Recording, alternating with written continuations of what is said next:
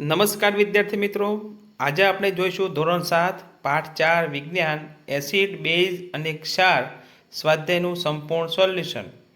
આવા તમામ પ્રકારના વિડીયોના સોલ્યુશન જોવા માટે આજે જ આ ચેનલને સબસ્ક્રાઇબ કરો. પ્રશ્ન 1, એસિડ તથા બેઝ વચ્ચેનો તફાવત જણાવો. જવાબ: એસિડ છે તે સ્વાદે ખાટા હોય છે, જ્યારે બેઝ છે તે સ્વાદે તુરા અને સ્પર્શે ચીકણા હોય છે. એસિડ ભૂરા લિટમસ પત્રને લાલ બનાવે છે, જ્યારે બેઝ છે લાલ લિટમસ પત્રને ભૂરું બનાવે છે.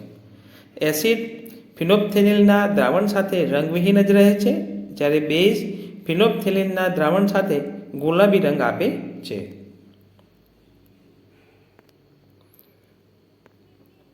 પ્રશ્ન 2, ઘરની ઘણી ચીજવસ્તુઓ જેમ કે બારીના કાચ સાફ કરવામાં વપરાતા પદાર્થોમાં એમોનિયા હોય છે, જે લાલ લિટમસ પત્રને ભૂરું બનાવે છે.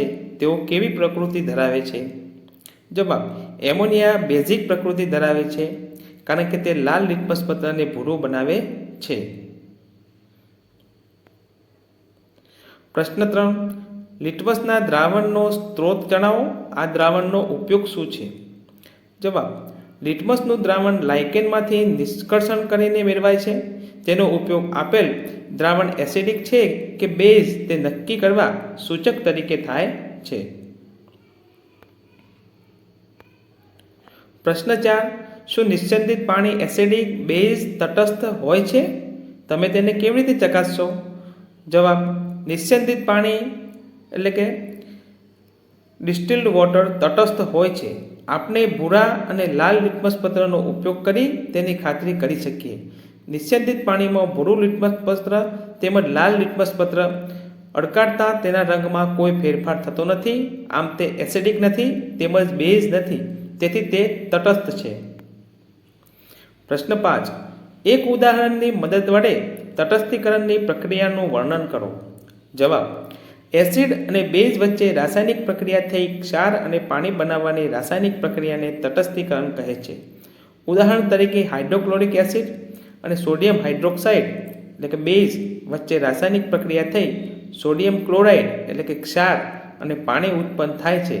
આ તટસ્થીકરણની પ્રક્રિયા છે.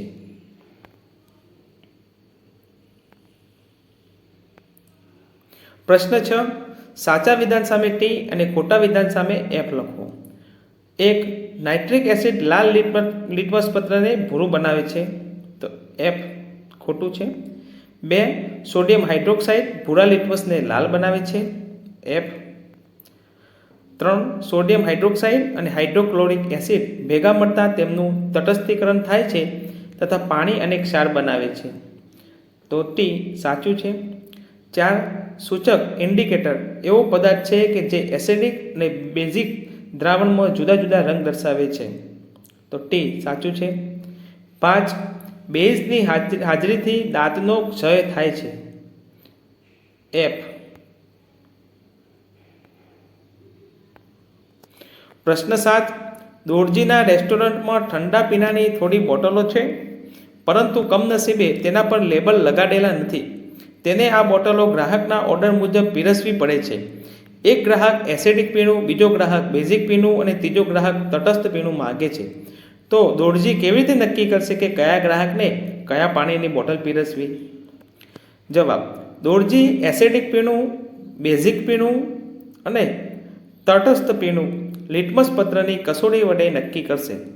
જે પીણું ભૂરા લિટમસ પત્રને લાલ બનાવે તે એસિડિક પીણું, જે પીણું લાલ લિટમસ પત્રને ભૂરું બનાવે તે બેઝિક એટલે કે બેઝ પીણું, અને જે પીણું ભૂરા લિટમસ પત્ર કે લાલ લિટમસ પત્ર પર કંઈ અસર ન થવા દે તેને તટસ્થ પીણું કહે છે.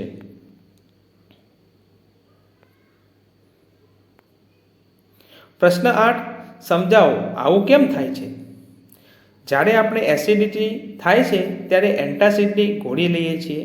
જવાબ: એસિડિટી એ જઠરમાં વધુ પડતો હાઇડ્રોક્લોરિક એસિડ બનવાને કારણે થાય છે. એન્ટાસિડની ગોળી લેવાથી તેમાં રહેલ મેગ્નેશિયમ હાઇડ્રોક્સાઇડ બેઝિક પદાર્થ હોવાથી જઠરમાંના વધારાના એસિડને તટસ્થ કરે છે. આથી એસિડિટીમાં રાહત થાય છે. પ્રશ્ન 2, જ્યારે આપણને કીડી કરડે છે ત્યારે આપણે ચામડી પર કેલેમાઇનનું દ્રાવણ લગાવીએ છીએ. જવાબ: કીડી કરડે છે ત્યારે આપણી ચામડીમાં ડંખ દ્વારા ફોર્મિક એસિડ દાખલ થાય છે, આથી ડંખવાળા ભાગમાં પીડા થાય છે. કેલેમાઇનનું દ્રાવણ લગાડવાથી તેમાં રહેલ ઝીંક કાર્બોનેટ બેઝિક પદાર્થ હોવાથી ફોર્મિક એસિડને તટસ્થ કરે છે, આથી પીડામાં રાહત રહે છે.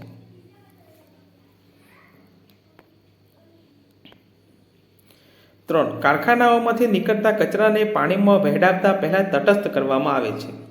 જવાબ: કારખાનાઓમાંથી નીકળતો કચરો મોટે ભાગે એસિડિક હોય છે. જો તેને પાણીમાં વહેડાવવામાં આવે તો તેમાંનો એસિડ માછલી અને અન્ય જળચર જીવોનો નાશ કરે છે. તેથી કચરાને પાણીમાં વહેડાવતા પહેલાં તટસ્થ કરવો જોઈએ. પ્રશ્ન 9. તમારી પાસે માત્ર હળદરનું જ સૂચક છે. તમને હાઇડ્રોક્લોરિક એસિડ, સોડિયમ હાઇડ્રોક્સાઇડ અને ખાંડનું દ્રાવણ ધરાવતા 3 પ્રવાહી આપવામાં આવેલા છે, તો તમે તેમને કેવી રીતે ઓળખી શકશો? જવાબ: આપેલ રસાયણોની 3 બોટલ પર 1, 2 અને 3 લેબલ લગાડો. 2. હળદરનું સૂચક પ્રવાહી કે પેસ્ટ હોય તો તેના 5 હળદર પત્ર બનાવો. 3. હવે 3 હળદર પત્ર લઈ તે દરેક પર બોટલ 1, 2, 3 મોના દ્રાવણના 2 ટીપા નાખો. 4. જે બોટલનું દ્રાવણ હળદર પત્રને લાલ બનાવે તે સોડિયમ હાઇડ્રોક્સાઇડ છે. આ બોટલ પર સોડિયમ હાઇડ્રોક્સાઇડ લખો. 5. હવે બાકી રહેલી 2 અજ્ઞાત બોટલ પૈકી એકમાંથી દ્રાવણ લઈ એક કસનરી અડધી ભળો અને બીજામાંથી દ્રાવણ લઈ બીજી કસનરી અડધી ભળો, બરાબર હલાવો. 6. પછી દરેક કસનરીમાં સોડિયમ હાઇડ્રોક્સાઇડના 10-10 ટીપા નાખો, મિશ્રણને બરાબર હલાવો. 7. દરેક કસનરીમાં હળદર પત્ર નાખો. 8. જે કસનરીમાં હળદર પત્ર લાલ રંગનો બને તે કસનરીમાં નાખેલ અજ્ઞાત બોટલનું દ્રાવણ ખાંડનું દ્રાવણ છે, બાકીની બોટલમાં હાઇડ્રોક્લોરિક એસિડ છે એવું સમજવું.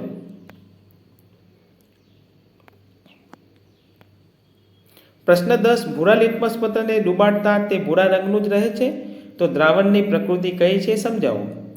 જવાબ: ભૂરા લિટમસ પત્રને દ્રાવણમાં ડુબાડતા તે ભૂરા રંગનું જ રહે છે, તો દ્રાવણની પ્રકૃતિ બેઝિક હોય અથવા તટસ્થ હોય.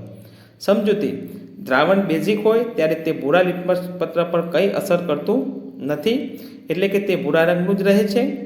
દ્રાવણ તટસ્થ હોય તો તેની બંને પ્રકારના લિટમસ પત્ર પર કોઈ અસર થતી નથી, એટલે કે તટસ્થ દ્રાવણ ભૂરા લિટમસ પત્રને ભૂરા રંગનું દર્શાવે છે. આમ દ્રાવણ બેઝિક હોય કે તટસ્થ તે ભૂરા લિટમસ પત્રને ભૂરા રંગનું જ દર્શાવે છે. પ્રશ્ન 11. નીચેના વિધાનોને ધ્યાનથી વાંચો. 1. એસિડ તથા બેઝ બધા જ સૂચકના રંગ બદલી નાખે છે. 2. જો કોઈ સૂચક એસિડ માટે રંગનું પરિવર્તન દર્શાવે તો તે બેઝ માટે રંગ પરિવર્તન દર્શાવતું નથી. 3. જો કોઈ સૂચક બેઝ માટે રંગ પરિવર્તન દર્શાવે તો એસિડ માટે રંગ પરિવર્તન દર્શાવતું નથી. 4. એસિડ તથા બેઝનું રંગ પરિવર્તન સૂચકના પ્રકાર પર આધારિત છે. ઉપરોક્ત ચારેય વિધાનોમાંથી કયા વિધાનો સત્ય છે? તો એ ચારેય. બીમાં ઓપ્શન આપ્યું છે 1 અને 4, સીમાં 2, 3 અને 4, ડીમાં માત્ર 4. જવાબ જોઈશું તો ડી માત્ર 4 નંબર. એસિડ તથા બેઝનું રંગ પરિવર્તન સૂચકના પ્રકાર પર આધારિત છે. આ વિધાન ફક્ત સાચું છે. મિત્રો, આવા તમામ પ્રકારના સોલ્યુશન જોવા માટે આજે ટોપ સોલ્યુશન ચેનલને સબસ્ક્રાઈબ કરજો. આભાર.